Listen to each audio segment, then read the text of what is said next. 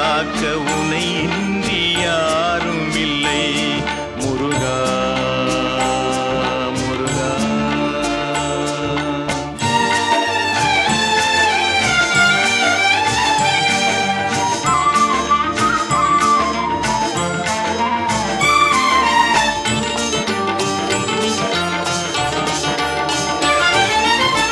கற்பனையில் வருகின்ற சொற்பதமே அன்பு கருணையில் உருவான அற்புதமே.